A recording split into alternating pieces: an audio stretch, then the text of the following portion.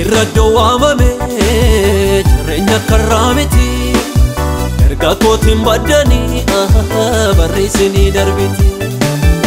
ani kan biraan beeku itti firooma kooti kanaan itti waamamu Yesuus sababbaa kooti anaaf naa ta'een argee beelaa na baase harkisa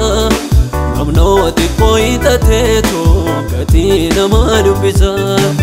anaaf naa ta'een argee deebuu na baase harkisa namnooti kooyitateetu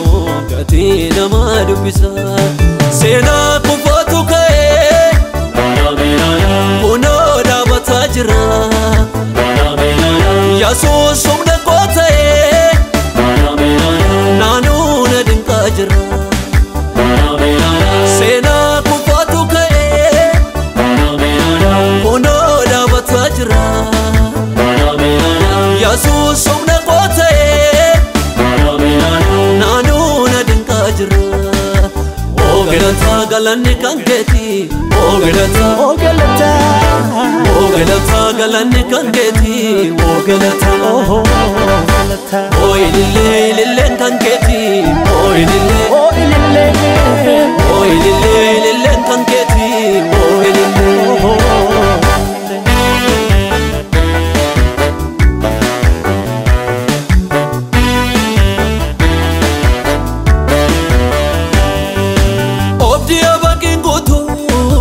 Jireenya fimmi janne dachee kamsa waadama biqilaan magarsine ija kootiinan argee ulfinni isaa turoobu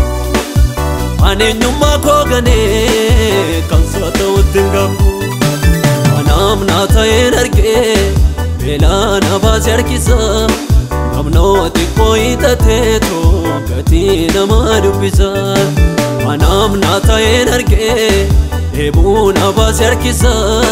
namnooti kooyitateetu gatii nama dubbisa seenaa kufaatu ka'ee kunoo dhaabataa jira Yesuus humna koo ta'ee naanuu na dinqaa jira seenaa kufaatu ka'ee kunoo dhaabataa jira Yesuus humna koo ta'ee naanuu na dinqaa jira Ogelata galanni kan keeti Ogelata galanni kan keeti Ogelata Oilille kan keeti Oilille kan keeti Oilille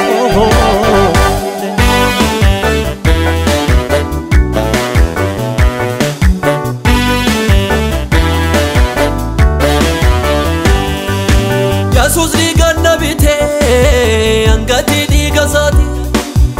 akkam garaa jabaatee na dhiisa gogeerratti dhiiga isaatiin dhiqadhee ambirmadduu ba'eera namummaa moofaa keessa jireenyi koo ka'eera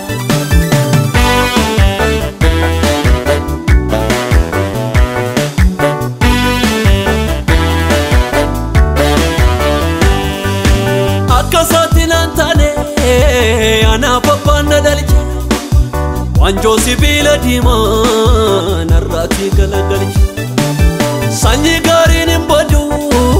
dachee dhaalee baay'atoo seenaa wal biraa qabna Yesuus nama raafata anaaf naa ta'een argee beelaa na baase harkisa namnooti kooyitateetu gatii nama dubbisa anaaf naa ta'een argee deebuu na baase harkisa namnooti kooyitateetu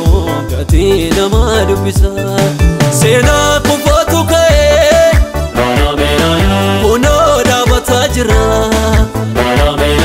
Yesuus humna koo ta'ee naanuu na dinqaa jira